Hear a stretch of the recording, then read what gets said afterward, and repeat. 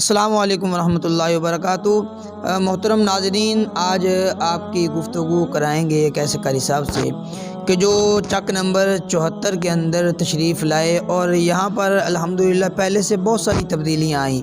آج ہم ان قاری صاحب سے جانیں گے کہ بچوں کی تربیت کے حوالے سے ان سے گفتگو کریں گے کہ بچوں کی تربیت کس انداز سے کی جائے، کون سا وقت ہوتا ہے کہ بچوں کو سبق اس کے اندر اچھے طریقے سے یاد ہو جاتا ہے۔ قاری صاحب کو کتنا عرصہ ہو گیا یہاں پر بچوں کی تربیت کے اندر لگے ہوئے، اور قاری صاحب کا تجربہ کتنا ہے، کتنے سال سے قاری صاحب مسلسل یہ پڑھا رہے ہیں، یہ سارے کے سارے سوالات آج ہم کریں گے قاری محمد عبداللہ صاحب سے جو تشریف لائے ہیں ہمارے پاس۔ میں ان کا بہت شکر گزار ہوں کہ انہوں نے ہمیں وقت دیا۔ اللہ کریم انہیں اپنی شان اجر عظیم نصیب فرمائے۔ آئیے آج ہم آپ کی گفتگو کرواتے ہیں قاری محمد عبداللہ۔ السلام علیکم ورحمۃ اللہ وبرکاتہ۔ وعلیکم السلام ورحمۃ اللہ۔ محترم قاری صاحب عزیزم، کیا حال ہے؟ خیر و عافیت سے ہیں؟ ٹھیک ٹھاک ہیں؟ جی الحمدللہ، اللہ کا احسان ہے۔ محترم، آج ہم آپ سے کچھ گفتگو کرنا چاہتے ہیں اس حوالے سے، بچوں کی تربیت کے حوالے سے، بچوں کی پڑھائی کے حوالے سے، بچوں کی یہ قرآن مجید فرقان حمید کے حوالے سے۔ سب سے پہلے تو میں آپ سے یہ پوچھوں گا کہ قاری صاحب آپ کا کتنا تجربہ ہے بچوں کو پڑھانے کا؟ جی محترم، اللہ تعالیٰ آپ کو جزائے خیر عطا فرمائے، آپ نے ہمیں وقت دیا۔ تو آپ نے سوال کیا ہے کہ ہمیں کتنا عرصہ ہو گیا پڑھاتے ہوئے، تو الحمدللہ پڑھائی کے اندر ہمارا تجربہ تقریباً 6 سال کا ہے۔ 6 سال تک آپ نے یہ حفظ کی کلاس ہی پڑھائی یا اس کے اندر ناظرے والے بچوں کو بھی پڑھایا، یا صرف حفظ کی کلاس پڑھانے کا آپ کا تجربہ؟ بچے آتے رہتے ہیں، ناظرے والے بھی آتے ہیں، حفظ والے بھی آتے ہیں، اور الحمدللہ بڑے اچھے طریقے سے ان کی ذہن سازی بھی کی جاتی ہے اور ان کو تعلیم بھی دی جاتی ہے۔ آپ کا 6 سالہ تجربہ ہے الحمدللہ۔ تو آپ کو اس گاؤں کے اندر چک نمبر 74 کے اندر تشریف لائے ہوئے کتنا عرصہ ہو گیا؟ جی بالکل، چک نمبر 74 12 یہ ضلع سہیوال کا آخری گاؤں ہے، تحصیل اس کی چیچاوطنی ہے۔ تو یہاں پر آئے ہوئے الحمدللہ ہمیں تقریباً 7 ماہ ہوئے ہیں۔ ماشاءاللہ 7 ماہ۔ تو جب آپ یہاں پر تشریف لائے اس گاؤں کے اندر، اس وقت بچوں کی تربیت کے حوالے سے، بچوں کی پڑھائی کے حوالے سے اس وقت آپ نے کیا دیکھا، اور اب بچوں کی تربیت اور پڑھائی کے حوالے سے اب اس کے اندر کیا چینجنگ اور کیا تبدیلی آئی ہے؟ جی بالکل ایسے ہے کہ جب ہم شروع کے اندر اس گاؤں کے اندر منتقل ہوئے تو ہم نے پڑھائی کے رجحان کے بارے میں دیکھا کہ بچوں کے اندر اتنا شعور نہیں تھا۔ میرے آنے سے پہلے ایک قاری صاحب گزرے ہیں جن کا نام ہے حافظ طارق صاحب۔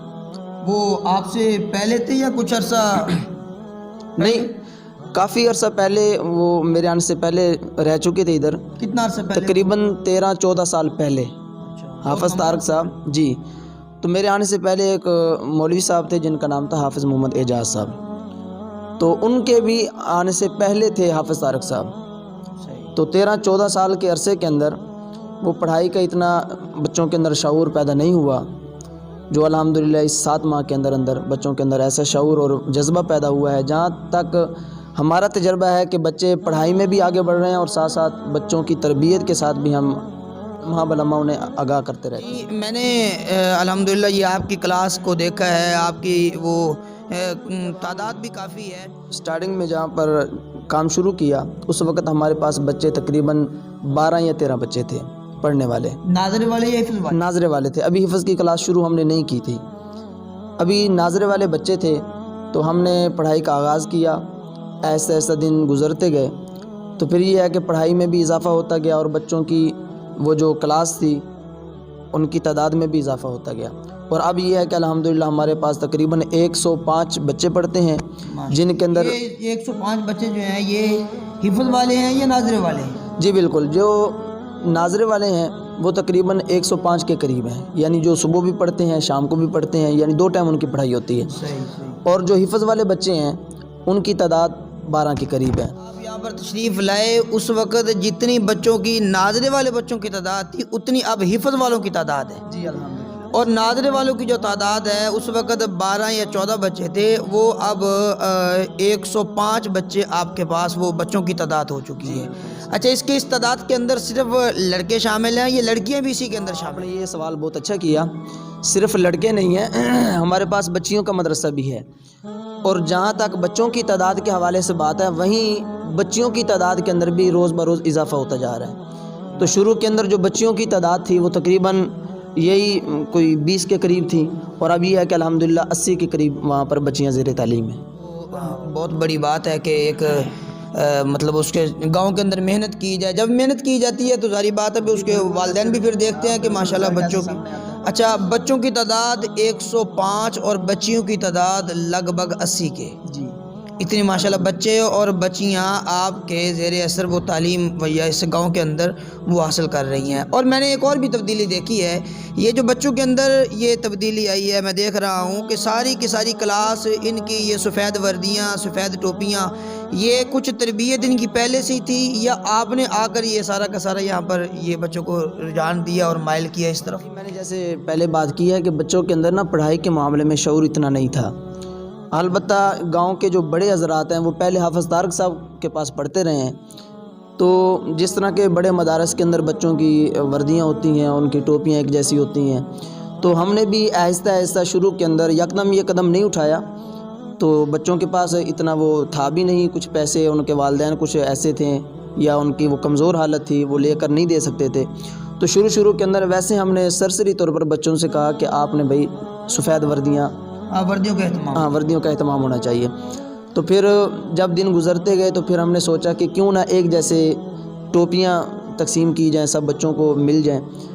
تو پھر ہم آپ نے ہی یہ رجحان پیدا کیا. جی بالکل ایسے. اچھا قاری صاحب میں آپ سے ایک اور سوال کروں گا کہ بچوں کی سبق کے یاد کرنے کے حوالے سے وہ آپ کے 6 سالہ تجربے کے اندر آپ نے کیا اس سے معلوم کیا کہ بچوں کو لیے کون سا وقت صحیح ہوتا ہے بچوں کو سبق یاد کرنے کے لیے؟ ہاں یہ سوال ہے الحمدللہ, یہ آپ نے بہت اچھا کیا یہ سوال کیا. تو اس کا جواب یہ ہے کہ بچوں کا جو سبق یاد کرنے کا بہترین وقت ہوتا ہے وہ مغرب کے بعد کا ہوتا ہے. صحیح. ہاں جی مغرب کی نماز کے بعد بچے اس سبق کو جی بالکل مغرب کی نماز کے بعد فوراً بچے یاد کرتے ہیں, عشاء تک سبق یاد کرتے ہیں, پھر عشاء کی نماز ہوتی ہے, عشاء کی نماز کے بعد پھر چھٹی ہو جاتی ہے. بہت زبردست آپ نے ایک وقت بتلایا کہ مغرب کی نماز کے بعد. اچھا میں آپ سے ایک مزید تفصیل پوچھوں گا کہ مغرب کی نماز کے بعد ہی بچوں کے صحیح سبق یاد کرنے کا وقت کیوں ہے؟ عصر کی نماز کے بعد بھی تو یاد کر سکتے ہیں, ظہر کے بعد بھی, عشاء کے بعد. ہم جب پڑھتے تھے مدارس کے اندر تو ہم نے اپنے اساتذہ سے سنا کہ جو بچہ مغرب کے بعد سبق یاد کرتا ہے اس کو کبھی بھولتا نہیں ہے. اس کی مین وجہ یہ ہے کہ عصر کے بعد بچے کھیلتے ہیں, سیر و تفریح کا وقت ان کو دیا جاتا ہے, تو مغرب تک ان کا ذہن فریش ہو جاتا ہے. سیر و تفریح کے ساتھ وہ بالکل فریش ہوتے ہیں, پھر آتے ہی مغرب کی نماز ادا کرنے کے بعد پڑھائی میں یکسوئی سے بیٹھتے ہیں. تو اب جو بچے کا ذہن فریش ہو چکا ہے اب اس کے بعد وہ تسلی سے پڑھے گا, یکسوئی سے پڑھے گا, ذوق اور شوق کے ساتھ پڑھے گا. تو جس ولولے اور جذبے کے ساتھ پڑھے گا وہی وقت ہوتا ہے اس کو سبق یاد کرنے کا. کے حوالے سے یہ میرا خیال میں یہ پڑھائی کے حوالے سے یاد کرنے کے حوالے سے بچوں کو سیر و تفریح کی بھی میرا خیال بہت ضرورت ہے. اور ساتھ یہ جو مغرب کی نماز کے بعد سبق یاد ہو جاتا ہے وہ زندگی بھر بھولتا نہیں ہے. اور جو بچے صبح یاد کرتے ہیں یعنی صبح نماز سے پہلے کر لیتے ہیں یا صبح کی نماز کے بعد کرتے ہیں, حالانکہ یہ برکت کا وقت ہوتا ہے لیکن اس میں سبق تو یاد ہو جاتا ہے لیکن وہ زندگی بھر یاد نہیں رہتا, وہ کبھی نہ کبھی بھول جاتا ہے. جو مغرب کے بعد کیا ہوتا ہے وہ ہمیشہ یاد رہتا ہے. یہ تفریح کے حوالے سے آپ نے بات خود ہی شروع کر دی. اچھا کبھی آپ نے بچوں کو سیر و تفریح کے لیے کسی اور جگہ پر آپ لے کر گئے ہوں, کسی اور گھمانے پھرانے کے لیے, یا کوئی ایسا کبھی بچوں کو آپ نے یہ آفر فراہم کی؟ بالکل ایسا ہم کرتے ہیں. ہماری طرف سے بچوں کو وقتاً فوقتاً انعامات بھی دیے جاتے ہیں, انہیں سیر و تفریح بھی کروائی جاتی ہے. ہم ایک دن بیٹھے اچانک ذہن میں کے اندر یہ بات آئی ہونا تو بچوں کو ان کا ٹرپ ایک لے جایا جائے اور کسی جگہ کی سیر کروائی جائے. جب دوستوں کے اندر یہ بات آئی تو انہوں نے بھی سنجیدگی کا اظہار کرتے ہوئے کہا جی بالکل آپ کی بات ٹھیک ہے, ہونا بھی چاہیے, بچوں کو لے جانا چاہیے. ہاں جی. شہروں کے اندر تو چونکہ ہوتا ہے کہ سیر و تفریح کے لیے بچے مدرسوں میں سے نکل کر عصر کے بعد چلے جاتے ہیں, لیکن جو گاؤں کے اندر رہتے ہیں وہ کبھی وہ سیر و تفریح کے لیے کسی بڑے پارک میں گئے ہوں یا کسی چڑیا گھر میں گئے ہوں تو ایسا ان کو وہ ماحول نہیں ملتا ان کو. تو ہمارے ذہن میں تھا کہ بچوں کی ایسے ایک ٹرپ لے جا کر کے ان کی سیر و تفریح کروائی جائے, انجوائمنٹ کروائی جائے. تو الحمدللہ یہ کہ جب ہم نے دوستوں کے اندر بات چلائی تو ایک نے کہا کہ ہماری طرف سے 1000 روپے اس میں داخل کر لیجئے, چلو بچوں کو آپ جو سیر و تفریح کرنے کے لیے لے جا رہے ہیں مطلب انہوں نے اپنی طرف سے وہ بچوں کے کرائے کا بندوبست کر دیا. جی بالکل 1000 روپے ایک صاحب نے دے دیا. ہاں جی. پھر ایک صاحب ہیں ایک اور صاحب ہیں انہوں نے اعلان کیا کہ ہم 5000 روپے دیتے ہیں. اچھا ماشاء اللہ. ہاں جی. تو پھر اس کے بعد جن لوگوں نے یہ مسجد بنوائی ہے راجہ محمد آفتاب گل صاحب, جب ان کے علم میں یہ بات آئی کہ بچوں کا ایک ٹرپ جا رہا ہے تو پھر انہوں نے وہیں بیٹھ کر اپنے دوستوں کو مدعو کیا کہ اس طرح کے جہاں ہم نے مسجد بنائی ہے وہاں پہ جو بچے پڑھتے ہیں تو ان کا یہ الحمدللہ ماحول اچھا بن گیا ہے. تو ان کا وہ ایک ٹرپ لے جانا چاہتے ہیں، تو آپ اس کے اندر کیا ہیلپ کر سکتے ہیں؟ تو پھر تھوڑی دیر کے بعد ان کا فون آیا کہ میرے پاس 1,40,000 روپیہ آپ کا آ چکا ہے، تو ہم آپ کے اکاؤنٹ میں بہت بات ہوتی ہے یہ صرف ان لوگوں کا جن کا ایک ذوق ہو، جنہیں پتہ ہو اس بات کا کہ جناب یہ بچے ان کی تربیت کے حوالے سے سیر و تفریح بھی ضروری ہے، سیر و تفریح کے لیے بچے جائیں گے، طبیعت ان کی حشاش بشاش ہوگی، اور پھر یہ قرآن پاک پڑھیں گے، یکسوئی کے ساتھ پڑھیں گے، سبق بھی یاد کریں گے، اور پھر یہ مطلب یہ فوراً وہ تیار ہو گئے۔ اگر بالفرض وہ لوگ آپ کو چندہ نہ جمع کرواتے تو پھر بھی آپ بچوں کو لے کر جاتے؟ ہمارا یہ جذبہ تھا کہ ہم اپنی جیب خرچ کر کے جو ہوگا ہم حسب توفیق ہم بچوں کو لے جائیں گے، چاہے ہمیں کوئی ادنا سی گاڑی کیوں نہ کرنی پڑ جائے، لیکن جب پیسوں کا انتظام ہو گیا تو ہم نے پھر گاڑی کا بھی اچھا انتظام کیا، اور وہاں جا کر کے پھل فروٹ کا بھی، پھر ساتھ کھانے کا بھی بہترین انتظام کیا گیا الحمدللہ، اور ہم نے بچوں کی طرف سے ہم نے 1 روپیہ بھی نہیں لیا۔ اچھا، مطلب آپ نے بچوں کو نہیں کہا بھی اتنا کرایہ جمع کراؤ؟ نہیں، بچے کچھ کسی کو کچھ نہیں کہا۔ اچھا، یہ جو بچے آپ کے پاس پڑھتے ہیں ان کی کوئی فیس وغیرہ بھی ہوتی ہے؟ آپ ان سے کوئی فیس وصول کرتے ہیں ہر مہینے، یا کسی بچے پر آپ نے لگا رکھا ہو کہ آپ نے اتنی وہ ہمیں وہ ٹیوشن دینی ہے 100 روپے 50 روپے؟ عموماً وہ گاؤں کے اندر ایسا ماحول ہوتا ہے، تو آپ نے بھی ان بچوں پر کچھ عائد کر رکھا ہے؟ ہم نے ان بچوں پر کچھ بھی عائد نہیں کیا، انہیں ہم نے کھلی چھوٹ دے رکھی ہے کہ آپ جیسا پڑھیں لیکن پڑھیں ضرور۔ ہم نے کوئی پیسے کا مطالبہ نہیں کرنا، کوئی تنخواہ کا مطالبہ نہیں کرنا، ہماری جو سیلری ہے وہ کمیٹی کے ذمے ہے، وہی اس معاملے کو دیکھتے ہیں۔ وظیفہ ہے وہ مسجد کمیٹی کی جانب سے جو آپ کو متعین ہے بس وہی ہے، وگرنہ بچوں کی طرف سے آپ نے ان پر کچھ بھی عائد نہیں کیا، کچھ بھی متعین نہیں کیا۔ ماشاءاللہ بہت اچھی بات۔ دوسرا میں آپ سے یہ سوال کروں گا، یہ اتنی خوبصورت آپ کی یہ مسجد ہے الحمدللہ، میں نے دیکھی ہے باہر بھی اندر بھی اس کی ڈیکوریشن بھی، اور عموماً گاؤں کے اندر اس طرح کی مساجد دیکھنے کو بہت کم ملتی ہیں جس طرح کی یہ خوبصورت مسجد ہے۔ تو آپ یہ بتلائیے گا کہ یہ جو مسجد ہے گاؤں والوں نے مل کر سب نے چندہ جمع کر کے اس مسجد کو بنایا، اس مسجد کو، اس مدرسے کو، تو یا پھر کسی ایک صاحب نے ہمت کی اور اسی نے یہ جگہ دی اور اس نے سارا اس پر خرچہ کیا؟ کہ جب ہم شروع میں آئے تھے تو ہمیں لوگوں نے اس بات پر گائیڈ کیا کہ یہ جو مسجد ہے یہ جب سے اس کی بنیاد رکھی گئی اس وقت سے لے کر لینٹر ڈالنے تک گاؤں والوں نے بھرپور تعاون کیا، اور ہر بندے نے اپنے صاحبی حیثیت کے مطابق ہر بندے نے تعاون کیا۔ لیکن جب لینٹر ڈالا گیا تو اس کے بعد ہمارے ایک دوست ہیں، انہوں نے پہلے بھی خدمت کی مسجد کی، جب انہیں پتہ چل گیا کہ مسجد کی تعمیر اب الحمدللہ مکمل ہو چکی ہے تو اس کے اوپر اب مزید کام شروع ہونا تھا، یعنی کہ مینار بننے تھے، اس کے اوپر ٹائلز ماربل وغیرہ لگنی تھی۔ تو یہ الحمدللہ ہمارے ایک صاحب ہیں، اللہ تعالیٰ ان کو جزائے خیر عطا فرمائے، ان کا نام ہے راجہ محمد آفتاب گل، وہ ڈنمارک میں ہوتے ہیں جی۔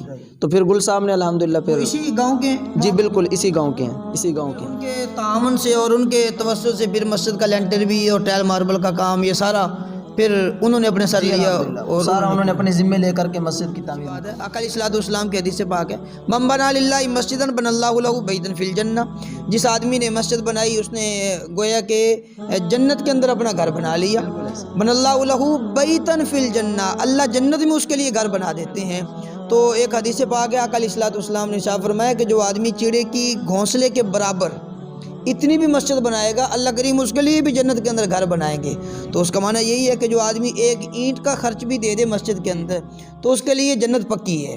تو ماشاءاللہ یہ اتنی بڑی مسجد بنائی جنہوں نے، اللہ کریم انہیں بھی اپنی شان اجر عظیم نصیب فرمائے۔ سوال یہ کرتا ہوں کہ آپ نے کبھی بچوں کو انعامات سے بھی نوازا؟ مرتبہ ایسے ہوا، صرف ایک مرتبہ نہیں۔ ہماری ترتیب یہ ہوتی ہے کہ ہمارے پاس جتنے بھی بچے پڑھتے ہیں، چاہے چھوٹے سے چھوٹا ہو بڑے سے بڑا ہو، ہر بچے کو تقریباً 6 کلمے تو ضرور آتے ہیں۔ یہ بہت بڑی بات ہے، ہاں جی، اور سب کو یاد ہو جائے۔ جی بالکل، ورنہ اکثر دیکھا جاتا ہے کہ جب نکاح پڑھانے کا موقع ملتا ہے تو ہم جب دلہے سے کہتے ہیں کہ کلمے سناؤ تو کلمے ان کو بھی نہیں آ رہے ہوتے، تو شرمندگی والی بات ہے، ظاہر بات ہے وہ برات کے سامنے۔ ہاں جی، تو الحمدللہ ہمارے پاس جو بچے شروع سے ہی ابتدا کرتے ہیں تو ان کو کلمے ازبر یاد کروا دیے جاتے ہیں شروع سے، تاکہ جب وہ قرآن اپنا قاعدہ مکمل کر کے نماز پر آئے تو نماز پر آنے سے پہلے ہی اس کو 6 کلمے آٹومیٹک یاد ہوتے ہیں، پھر چند دعائیں ہوتی ہیں وہ یاد کر کے فوراً قرآن پر آ جاتا ہے بچہ۔ تو وقتاً فوقتاً انعام بھی ملتے ہیں۔ ہم نے کچھ دن پہلے نمازیوں میں اعلان کیا کہ ترکی والوں نے یہ اعلان کروا رکھا ہے کہ جو بچہ 40 دن نماز پڑھتا ہے تو اس کو حکومت ترکی ایک سائیکل دیتی ہے۔ تو اس کے اندر میں نے لوگوں کو تھوڑا سا شعور دیا کہ آپ اس طرف آئیں تاکہ بچوں کو نماز کی طرف لے کر آئیں، تو ان کو بھی کچھ نہ کچھ انعامات دیے جائیں۔ تو وہ کہنے لگے کہ یہ چھوٹے بچے ہیں، یہ 5 نمازیں نہیں پڑھ سکتے. تو میں نے کہا کم از کم ایک نماز ہم پہلے رکھتے ہیں. ایک نماز تکبیر اولیٰ کے ساتھ 40 دن جو پڑھے گا اس کو 1000 روپے انعام دیا جائے گا. ماشاءاللہ. ہاں جی. پھر تقریباً 45 دن گزرنے کے بعد ہم نے بچوں کو دیکھا کہ جو بچے شروع کے اندر جو 15 تھے ان کی تعداد کم ہو کر کے 5 پر آ گئی. یعنی انہوں نے کچھ غیر حاضریاں کر لیں کچھ نمازوں کے اندر، یا ان کی 1 رکعت رہ گئی. تو جو انعام کے مستحق ٹھہرے وہ 5 بچے تھے. پھر ان 5 بچوں کو الحمدللہ تمام نمازیوں کے سامنے 1000 روپے انعام بھی دیا گیا. جمعہ کی نماز پڑھنے کے بعد جب عصر کا وقت ہوتا ہے اس وقت بچے آ جاتے ہیں. تو جب کلاس لگتی ہے تو شروع کے اندر سب بچوں کی وہ نماز بھی سنی جاتی ہے، قاعدہ بھی سنا جاتا ہے جتنا انہوں نے پڑھا ہے ایک ہفتے کے اندر. پھر جو اچھا سناتا ہے پھر ان کو فوراً انعام بھی دیا جاتا ہے. بچوں کو انعامات دینا یہ ان کی بچوں کی حوصلہ افزائی ہوتی ہے. اس کے ذریعے بچے پھر زیادہ ایک دوسرے کے ساتھ وہ آگے بڑھنے کی کوشش کرتے ہیں کہ میں پہلے نماز کے اندر پہنچوں، میں پہلے سبق سناؤں، میں پہلے اپنی سب کی منزل پہلے سنا لوں تاکہ وہ میں انعام کا مستحق ٹھہروں. آپ کو کوئی مشورہ دینا چاہیں جو ہمارے دوست بچوں کو پڑھاتے ہیں، مدارس کے اندر پڑھاتے ہیں، گاؤں کے اندر پڑھاتے ہیں، تربیت کے حوالے سے، کہ آپ ان کو کیا مشورہ دینا چاہیں گے کہ کیسے بچوں کو پڑھانا چاہیے؟ ہاں البتہ ہماری طرف سے ایک مشورہ ہوگا قرہ حضرات کو جو قرآن پاک کی تعلیم دے رہے ہیں دوسرے بچوں کو. تو ان سے ایک مشورہ ہے کہ بچوں کو ہر وقت مار مار کر انہیں ڈھیٹ نہ کریں، نہ ہی اپنے سے دور کریں، بلکہ ان کو وقتاً فوقتاً انعامات سے نوازتے رہیں تاکہ ان کی حوصلہ افزائی ہو، وہ آپ سے مانوس ہوں. اور ہو سکے تو چھٹی کے وقت ان بچوں کے ساتھ آپ کھیلیں. جب آپ کھیلیں گے بچوں کے ساتھ تو بچوں کا تھوڑا سا ذہن بڑا ہوگا، ان کا دل خوش ہوگا کہ ہمارا استاد ہمارے ساتھ کھیل رہا ہے. وہ پھر جب کلاس میں بیٹھتا ہے کوئی اس کو لفظ نہیں آتا یا اس کو پوچھنے کا وہ ضرورت محسوس ہوتی ہے تو وہ پھر کھل کر کے استاد سے بات کرتا ہے. اور جو ہر وقت استاد کا غصہ اتنا ہو کہ بچہ ڈر کے مارے بات ہی نہ کرے تو ایسا بچہ کبھی کامیاب بھی نہیں ہوتا اور ایسا بچہ پڑھ نہیں. مطلب آپ کی طرف سے یہ میسج ہے کہ تمام اساتذہ اکرام کو چاہیے کہ وہ بچوں کو اپنے ساتھ مانوس رکھیں، مانوس کر کے پھر انہیں نرمی کے ساتھ پڑھائیں. قاری صاحب کی آپ حضرات نے ناظرین گفتگو سنی کہ بچوں کی تربیت کے حوالے سے ایک تو ایک کلاس کا ماحول بنانا ہو تو اس کے اندر وردیوں کا ایک اہتمام کیا جائے، ٹوپی کا وردی کا ایک اہتمام کیا جائے، اس کے اندر اس کا وہ بہت لوگوں پر اثر پڑتا ہے. اور دوسرا کہ جو اساتذہ پڑھانے والے ہیں انہیں بھی چاہیے کہ بچوں کو ذرا نرمی کے ساتھ پڑھائیں، اپنے ساتھ مانوس کر کے پھر ان بچوں کو تعلیم دیں. اور تیسری بات یہ ہے کہ جو باقی صاحب ہوں، بچوں کے والدین ہوں یا مضافات کے اندر رہنے والے ہوں، ان کو بھی چاہیے کہ بچوں کو ٹارگٹ نہ کریں ہر وقت، وہ یہ ملوانا جاتا ہے، یہ فلاں ہے، یہ فلاں، اس طرح کی باتیں نہ کریں. بچوں کے لیے بڑی باتیں کریں کہ ماشاءاللہ بیٹا آپ نے بہت پڑھ لیا، آپ تو بہت اچھے ہیں، آپ تو بہت آگے نکلتے ہیں، قرآن پاک بہت خوبصورت پڑھتے ہیں. یہ بچوں کی حوصلہ افزائی ہوتی ہے. پھر ہمارے بچوں میں ہمارے اندر ایک یہ بہت بڑی کمی ہے کہ ہمارے بچے یہاں پر قابل تعریف ہوتے ہیں. ایک ہمارے اندر یہ پائی جاتی ہے کہ ہم ان کی تعریف نہیں کر پاتے.